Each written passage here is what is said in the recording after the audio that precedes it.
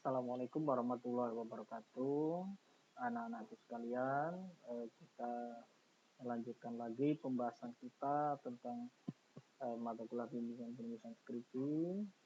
Kali ini kita akan membahas tentang menentukan topik atau tema penelitian dalam pendidikan di pertemuan yang ketiga ini. Seperti yang sudah kita bahas kemarin bahwa dalam proses untuk syarat kelulusan adalah mengajukan rencana penelitian yaitu skripsi untuk mahasiswa S1 dan dalam pengajuan skripsi itu yang pertama adalah pengajuan proposal penelitian. Nah, tahap awal dalam pengajuan proposal penelitian adalah menentukan topik atau tema yang akan diteliti seperti itu ya, semua. Nah,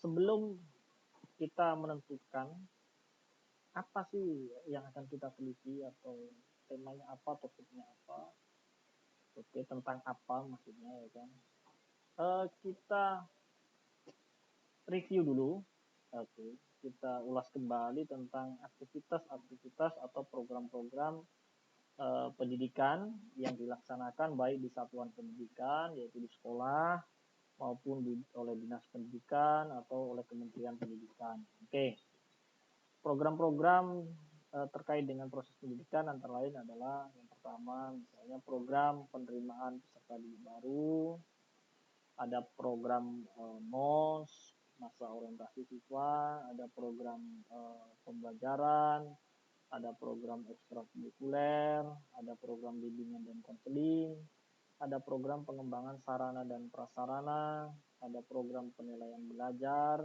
mulai dari penilaian tengah semester, penilaian akhir semester, ada ujian nasional, ada program pelatihan guru, ada program supervisi pendidikan, ada program BOS yaitu bantuan operasional sekolah gitu ya kan.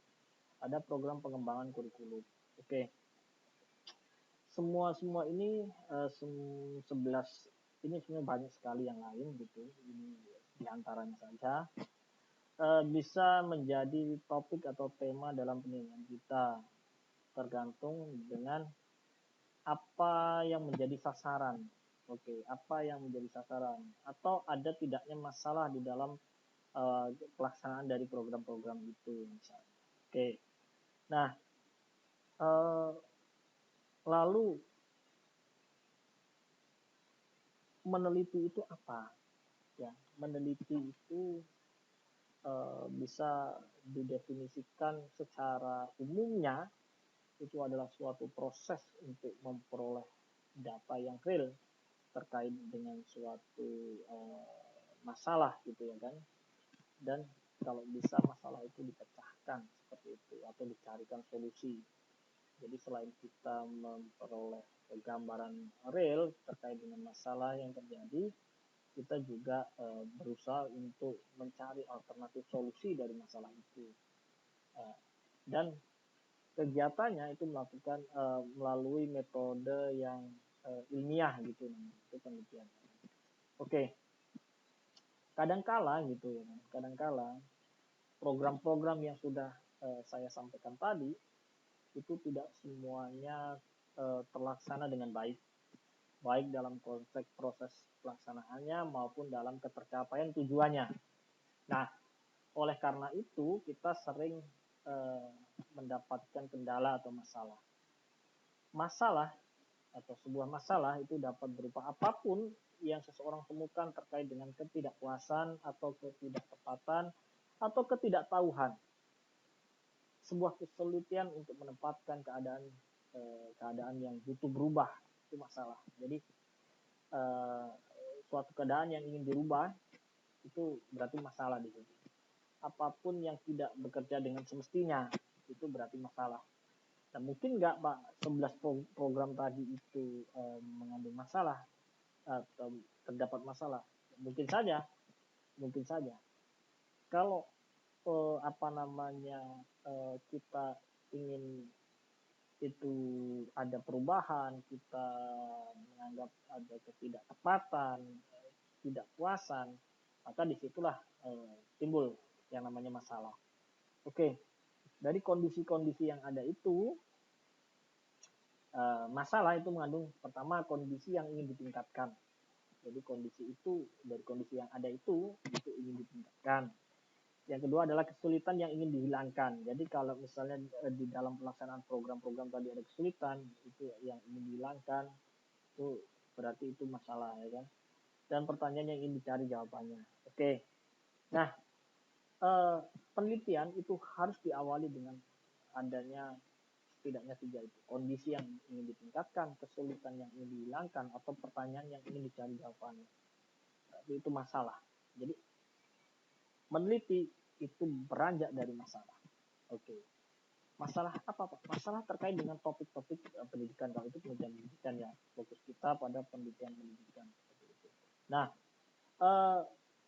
masalah-masalah dalam aktivitas pendidikan yang mulai dari kesulitan tadi atau sesuatu yang ingin ditingkatkan atau itu kita bisa setidaknya kerucutkan dalam 2 hal, yaitu dalam ranah proses pembelajaran. Berarti kalau dalam ranah proses pembelajaran itu ini ranah guru. Nah, ranah guru ini biasanya hal-hal yang terjadi ketidakpuasan, ketidaktepatan, ya kan, yang butuh dirubah itu pertama misalnya hasil belajar yang rendah. Atau kalau kita mengenal KKM, itu berarti hasil belajarnya di bawah KKM. Nah, ini sebetulnya suatu masalah. Adanya kesenjangan antara harapan dengan fakta sesungguhnya di lapangan. Oke, yang berikutnya misalnya motivasi belajar siswa dalam mengikuti pembelajaran rendah. Dilihat dari kurang keaktifan siswa misalnya. Atau siswa enggan mengerjakan tugas yang diberikan seperti itu. Atau siswa tidak fokus terhadap proses pembelajaran. Nah, ini masalah juga. Itu berarti keadaan yang harus dirubah gitu ya. Yang berikutnya adalah metode pembelajaran guru yang kurang variatif. Nah, ini juga sesuatu yang harus dirubah atau ditingkatkan ya. Jadi misalnya setelah diamati dalam proses pembelajaran, gurunya mengajarin dengan itu saja ya kan. Nah, itu nanti berefeknya kemana-mana. Oke. Seperti itu. Berikutnya adalah misalnya kurangnya ketersediaan media pembelajaran. Oke. Nah, bisa ini semua poin-poin masalah ini juga saling kait mengait ya. Jadi nanti bisa jadi gitu, bisa saling berhubungan gitu ya kan, atau mempengaruhi lebih jauhnya ya kan. Oke. Nah, kurangnya ketersediaan media pembelajaran. Oke, hal itu menjadi masalah juga. Menyebabkan guru mungkin kurang kreatif atau variatif gitu. Oke. Yang berikutnya belum tersedianya bahan ajar yang relevan. Oke. Ini juga menjadi kendala atau kendala-kendala dalam proses pembelajaran. Dan ini semua ini adalah ranah guru. Jadi penelitian-penelitian yang mengambil tema ini atau topik ini, ini sebaiknya dilakukan oleh guru. Gitu. Sebaiknya oleh guru. Karena apa? Karena ini kompetensi dari guru itu. Ya, kompetensi dari guru yaitu merancang dan melaksanakan serta mengevaluasi proses pembelajaran. Itu ranah-ranah ini. Itu. Yang berikutnya, yang nomor 2, mohon maaf ini nomor 2 yaitu ranah manajemen. Nah, atau proses manajemen atau kebijakan. Jadi ranah kebijakan ini ranah administrator atau ranahnya kepala sekolah atau ranahnya ya administrator gitu ya. Misalnya terkait dengan apa? Misalnya terkait dengan implementasi manajemen peserta didik. Ya, ini misalnya apakah ya kan semua peserta didik itu sudah dikondisikan sesuai dengan peraturan yang ada misalnya. Oke. Terus implementasi program ekstrakurikuler ya kan. Ini juga sebetulnya biasanya banyak sekali masalah-masalah di program ekstrakurikuler dan itu juga harus dipecahkan ya kan. Implementasi program layanan khusus. Jadi tidak hanya pelaksanaannya tetapi keberadaan dari program itu juga itu perlu untuk dikaji gitu ya, untuk diteliti misalnya. Bagaimana misalnya tanggapan dari orang tua, tanggapan dari stakeholder sekolah terkait dengan adanya layanan-layanan khusus. Oke.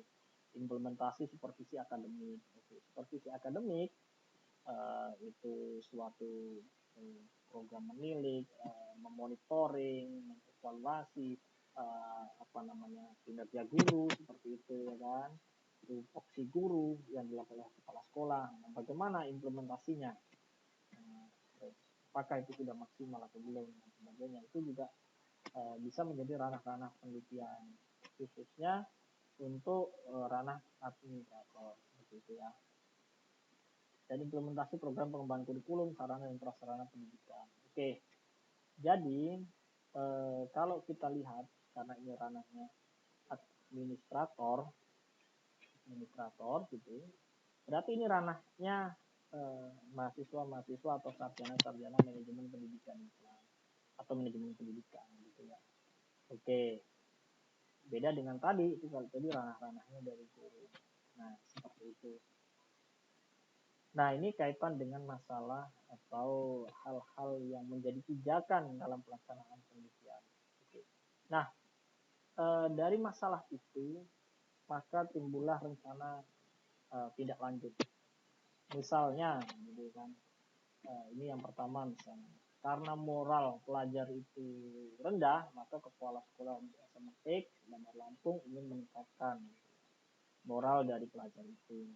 Apa ini upaya meningkatkan ini berarti suatu rencana tindak lanjut dari masalah-masalah itu. Misalnya kepala lembaga bahasa UIN ingin mengetahui apa yang terjadi selama pelaksanaan matrikulasi bahasa Inggris untuk calon mahasiswa kelas internasional. Jadi ini berarti katanya ranah administrator, yaitu bagaimana pelaksanaan atau program, itu program matrikulasi misalnya. Oke, ini yang ketiga, misalnya guru BK di salah satu sekolah dasar berharap dapat mendapatkan siswa yang mau menceritakan masalah dan harapannya. Oke, ini juga sebetulnya rencana-rencana tidak lanjut terkait dengan masalah-masalah yang didapati dalam konteks pelaksanaan aktivitas pendidikan, itu ya. Oke, nah selanjutnya kaitannya dengan masalah di dalam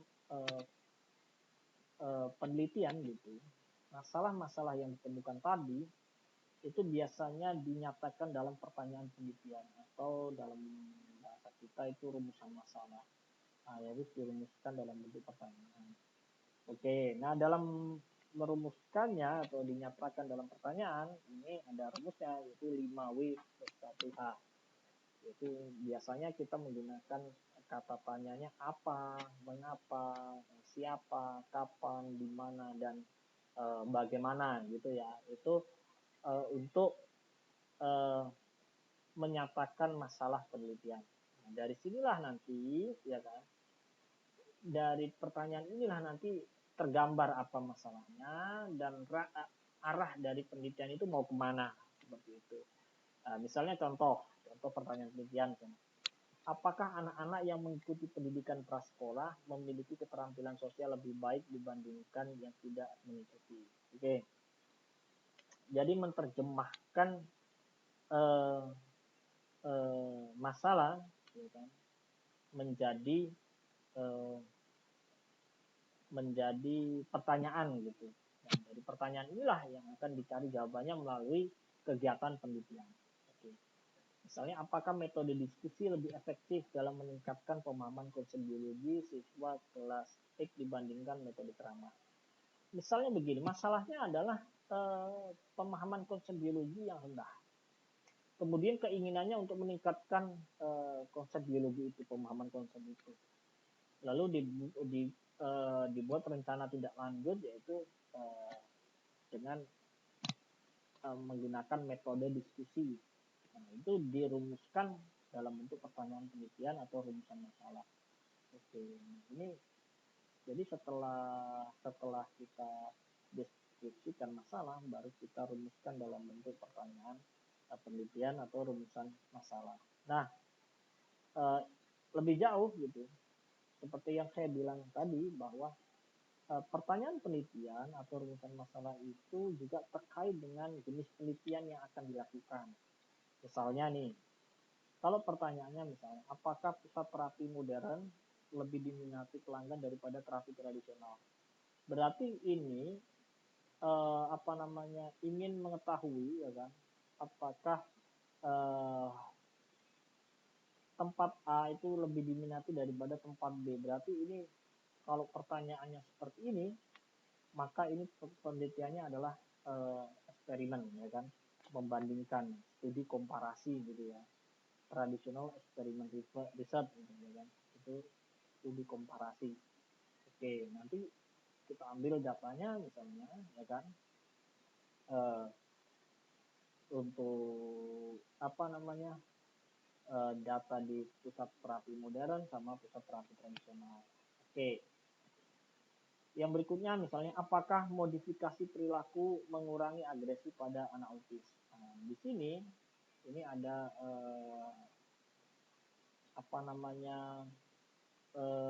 perlakuan ya, ada perlakuan di mana kita membuat kondisi khusus, yaitu memodifikasi perilaku siswa untuk mengurangi agresi. Jadi bisa saja apakah ini berpengaruh terhadap agresi. Jadi oke, ini biasanya single eksperimen.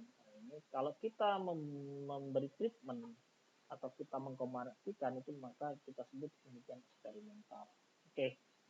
Lalu ada lagi misalnya pertanyaan penelitiannya, apakah deskripsi orang dalam diskusi ilmu sosial itu bias? Oke. Jadi maksudnya gini, ilmu sosial mendefinisikan atau mendeskripsikan orang-orang atau apa itu orang gitu. Nah, tapi pertanyaannya adalah apakah deskripsi ya kan dalam ilmu sosial itu bias? Nah, itu harus dijawab. Berarti kita harus mengkonstruksi teori baru. Itu namanya grounded theory. Grounded theory research. Oke. Misalnya ya kan ada korelasional, misalnya bagaimana kita memprediksi siswa mana yang mungkin mengalami kesulitan dalam mempelajari materi pelajaran tertentu misalnya, atau adakah hubungan antara A dengan B, itu namanya penelitian korelasional. Terus bagaimana tanggapan orang tua tentang program konseling sekolah, itu berarti penelitian survei. Termasuk penelitian yang dilaksanakan oleh beberapa mahasiswa MTI, kakak-kakak sekalian, misalnya seperti ini ya. Bagaimana implementasi, ya kan? Bagaimana implementasi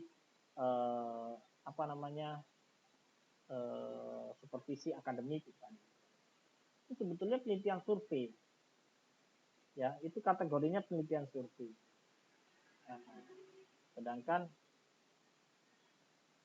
penelitian survei ya kan. Tapi bagaimana memodifikasi misalnya bagaimana meningkatkan kinerja guru dengan menggunakan manajemen A misalnya, atau perubahan pola manajemen untuk meningkatkan kinerja, itu berarti penelitian eksperimen. Kita memberikan treatment perlakuan terhadap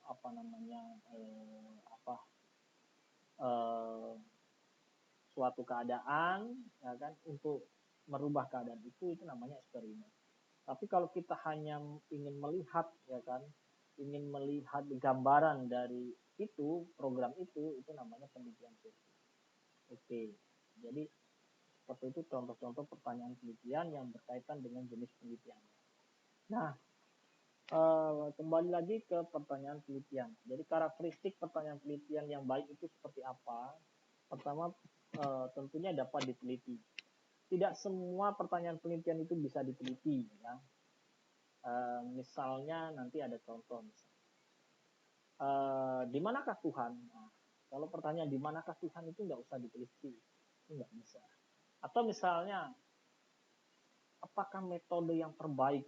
Itu juga nggak akan bisa diteliti. Itu bias ya kan. Metode terbaik itu ya nggak akan ada gitu. Tapi dalam konteks-konteks tertentu itu bisa jadi lebih baik, tapi tidak ada yang terbaik. Gitu. Nah, jadi pertanyaan penelitian atau masalah itu harus dapat diteliti. Pertanyaan penelitian itu harus dapat diteliti, berarti kalau dapat diteliti itu berarti baik. Berikutnya adalah mempunyai kontribusi yang signifikan. Nah, misalnya kalau pertanyaan yang cuma sederhana ya kan, misalnya berapa orang pengunjung yang setiap hari yang masuk perpustakaan, ada berapa orang gitu. Itu kan hanya pertanyaan sederhana yang itu tidak memberi kontribusi signifikan. Tapi kalau misalnya adakah pengaruh misalnya perubahan sistem manajemen terhadap uh, frekuensi pengunjung, nah, itu berarti ada ada ada jawaban dari pertanyaan itu memberikan kontribusi yang signifikan gitu ya. Jadi perubahan manajemen berkaitan dengan frekuensi dari pengunjung perpustakaan misalnya seperti itu. Dalam pertanyaan penelitian variabelnya juga harus jelas dan dapat didukung dengan data empiris. Variabel jelas ini clear ya. Jadi jangan dengan bahasa yang ambigu ya. Misalnya kalau implementasi misalnya manajemen kurikulum. Jadi manajemen kurikulum itu apa? Itu harus biasanya dengan implementasi misalnya supervisi akademik. Jadi harus jelas supervisi akademik itu apa. Jadi tidak boleh bias ya kan, atau tidak ada definisinya yang secara spesifik. Berikutnya adalah sesuai dengan kemampuan dan keinginan peneliti. Jadi pertanyaan itu juga harus visible. Visible itu sesuai dengan kemampuan. Kalau misalnya tidak mampu ya tidak usah diajukan pertanyaan itu, ya kan? Dan kalau tidak interest, tidak tertarik dengan hal itu, kenapa harus diteliti? Ya kan nggak perlu. Itu harus sesuai juga dengan keinginan peneliti seperti itu. Ya, itu kaitan dengan karakteristik pertanyaan penelitian yang baik. Ya. Oke. Selanjutnya begini, biasanya kita membuat masalah, terus kita rumuskan dalam pertanyaan, kemudian endingnya adalah kita menegaskan sebuah judul penelitian. Misalnya adalah pengaruh metode pembelajaran TIK terhadap hasil belajar siswa SMA. Ya, berarti ini bisa saja masalahnya itu terkait dengan hasil belajar, variasi metode, dan sebagainya. Hal yang ingin ditingkatkan apa? Hasil belajar. Hal yang ingin dirubah apa? Misalnya hasil belajar dan metode pembelajaran. Di sini dalam judul ini harus jelas ya, itu variabel bebas ya apa, variabel terikatnya apa. Kalau hanya variabel ya variabel satu variabelnya apa. Oke. Oke. Seperti itu. Misalnya kalau ini variabel bebas metode pembelajaran, terikatnya hasil belajar. Karena ini penelitian kuantitatif. Kalau penelitian kualitatif, misalnya implementasi supervisi akademik, gitu. Nah, ini variabelnya cuma satu, yaitu supervisi akademik. Seperti itu ya. Oke. Nah, setelah kita mengidentifikasi masalah, terus kemudian kita merumuskan masalah, baru kita uraikan semua itu dalam latar belakang. Nah, latar belakang, ya kan, latar belakang penelitian itu sebetulnya satu inti yang sangat krusial dan sangat pokok di dalam merancang sebuah penelitian. Karena latar belakang itu memberikan informasi yang sangat berharga. Misalnya, pijakan mengapa harus dilakukan penelitian. Yang kedua adalah batasan-batasan yang akan diteliti apa. Yang ketiga adalah tujuannya untuk apa. Dan sebagainya itu sebetulnya terekam secara ini di latar belakang penelitian. Nah, dalam menuliskan latar belakang, biasanya kita menggunakan ada metode umum atau umum ke khusus, atau sebaliknya khusus ke umum. Misalnya kalau kita, karena kita orang pendidikan, penelitian pendidikan, misalnya secara umum kita bicara tentang pendidikan. Oke, misalnya di paragraf pertama atau dua paragraf pertama kita bicara tentang pendidikan, peran pendidikan, tujuan manfaat pendidikan, misalnya seperti itu. Kemudian selanjutnya kita bicara salah satu dari bagian dari pendidikan itu. Ya, ini sudah mengarah ke topik kita. Misalnya yang terpenting dalam salah satu hal yang penting dalam pendidikan adalah supervisi, ya kan, adanya program supervisi. Nah, misalnya seperti itu. Nah, kita jelaskan manfaat-manfaat dari supervisi gitu. Kemudian kita di paragraf selanjutnya adalah bicara terkait dengan masalah, ya kan. Oh, ternyata misalnya kaitan dengan topik supervisi itu atau tema supervisi itu atau program supervisi ternyata masih banyak ditemui gitu kendala-kendala atau masalah-masalah, misalnya seperti itu, bla bla bla bla. Nah, terus boleh bicara alternatif solusi misalnya ini sebetulnya ya boleh langsung sini ya, bicara beberapa penelitian terdahulu. Oke, jadi kalau masalah terus langsung bicara penelitian terdahulu, ini nantilah alternatif solusi ya. Oke, jadi ternyata ada kendala misalnya dalam pelaksanaan supervisi akademik, ternyata tidak semuanya bagus dilaksanakan secara maksimal gitu kan. Nah, terus kemudian apa namanya, bicara beberapa penelitian terdahulu. Ya, penelitian terdahulu ini adalah hasil-hasil penelitian yang dilakukan oleh peneliti dulu sebagai bahan pijakan. Oke, ini sangat penting dan ini wajib ya. Kenapa? Karena pertama kita tidak mungkin meneliti itu hanya kita sendiri. Pasti itu pengembangan atau orang lain sudah melakukan sebelumnya gitu, lebih dulu melakukan. Yang kedua ya kan, dengan kita menuliskan atau menganalisis apa namanya hasil-hasil penelitian terdahulu, maka sebetulnya itu juga sebagai penghormatan terhadap kinerja orang-orang terdahulu seperti itu, ya kan, penghargaan terhadap peneliti-peneliti terdahulu. Oke, nah maka ini ya studi literatur di situ ya kan. Lalu ada celah nggak gitu? Misalnya dalam konteks supervisi akademik tadi, orang sudah meneliti A, B, C, D, E. Ternyata masih ada celah yang harus dikembangkan, yang harus diteliti lagi, ya kan. Ternyata masih ada celah, ya kan. Banyak peneliti yang belum concern ke sini. Sehingga apa? Sehingga kita bicara tujuan penelitian lanjutan. Gitu. Jadi kita uraikan nih, penelitian kita lanjutannya apa misalnya. Oke, dengan itu maka terus penelitian lanjutan itu berupa deskriptif, ya kan, deskriptif atau kita ingin lebih mendeskripsikan lagi misalnya seperti itu, atau kita mau coba uji hipotesis, kita punya hipotesis kita tawarkan lalu kita akan menguji hipotesis itu gitu ya kan. Nah ini baru kita setelah kita deskripsi panjang lebar ini kemudian kita mengkerucut menjadi sebuah judul ya kan. Di akhir-akhir dari latar belakang itu pasti ada penegasan judul misalnya. Dari deskripsi itu maka peneliti mengambil penelitian yang berjudul misalnya kalimatnya ya, itu ada di latar belakang. Oke, nah membuat latar belakang ini sebaiknya juga harus selalu dikonsultasikan dengan pembimbing ya, pembimbing proposal atau pembimbing akademik bisa. Oke, sehingga apa? Sehingga tujuan dari penelitian atau kerangka penelitiannya jadi jelas. Mulai dari masalahnya apa yang mau dipecahkan, terus rencana tidak lanjutnya apa, itu di situ harus tergambar jelas gitu ya. Nah, kemudian setelah kita apa namanya setelah kita membuat latar belakang, terus kita sudah membuat rumusan masalah tadi, ya kan, maka kita nanti sudah mulai menyusun bab 1 gitu. Kita mulai menyusun bab 1 yang terdiri dari bab 1 itu yang terdiri dari latar belakang masalah, terus pertanyaan penelitian atau rumusan masalah, baru kemudian tujuan penelitiannya apa, ya kan, itu ada di bab 1.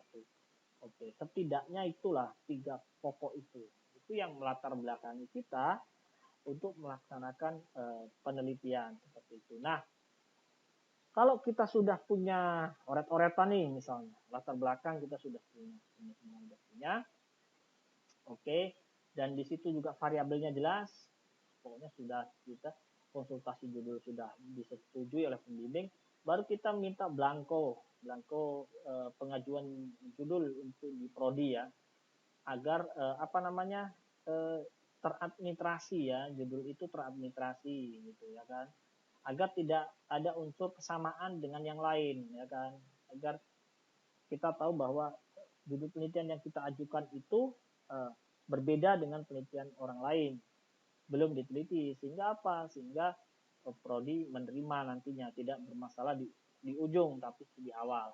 Maka kita laporkan pengajuan judul ke prodi, kemudian kita pembuatan proposal, ya kan. Jadi setelah judul itu diajukan, baru kita perancangan proposal dan oke. Nah, kita nanti akan bahas tentang sistematika proposal. Nah, selanjutnya gitu ada tugas gitu untuk kalian, tapi ini saya kira sudah ini ya. Oke, ada tugas. Tugas yang pertama adalah Anda mencari contoh latar belakang dari, bisa proposal, bisa skripsi, kemudian diidentifikasi masalah dalam penelitian di latar belakang itu, serta buat rumusan masalahnya atau pertanyaan-pertanyaan penelitiannya. Kemudian identifikasi pokok pikiran setiap paragraf pada latar belakang tersebut dan buatlah roadmap. Oh, misalnya gini, paragraf 1, 2, 3. Oh, paragraf 1, 2 bicara tentang pendidikan. Berarti kamu buat kayak bagan ini, ya kan? Seperti ini. Oh, paragraf 1 bicara tentang ini, paragraf 2, 3 bicara tentang ini, paragraf 3, 4 bicara tentang ini. Oke, mungkin itu karena kita harus bisa nih merumuskan latar belakang yang bagus itu seperti apa. Ada latar belakang juga yang langsung fokus, tidak bicara sesuatu yang umum. Misalnya langsung ke topiknya, misalnya langsung ke masalah. Misalnya begini, salah satu permasalahan di bidang pendidikan yang banyak diteliti di akhir-akhir ini adalah misalnya masalah tentang penilaian pendidikan. Hasil penelitian ini menunjukkan, nah jadi langsung bicara tentang masalah, langsung bicara tentang penelitian terdahulu, bicara celahnya, lalu bicara tujuan penelitian lanjutan. Nah jadi dipangkas, ini akan dipangkas. Nggak apa-apa itu, tapi biasanya ada pembimbing yang meminta lengkap, runut dari umum ke khusus, ada langsung aja gitu. Itu ya nanti makanya saya katakan dalam merumuskan latar belakang itu harus selalu konsultasi dengan pembimbing seperti itu ya. Oke. Nah, nanti kalau sudah judul diajukan di prodi, kemudian proposal sudah dibuat, baru nanti ada seminar proposal. Oke. Jadi kita kali ini masih membahas tentang perumusan latar belakang atau penentuan masalah atau topik penelitian itu. Mungkin itu, silahkan nanti ini tugas 2-nya, cukup ini saja dulu. Saya kira cukup ya. Oke, saya akhiri. Wassalamualaikum warahmatullahi wabarakatuh.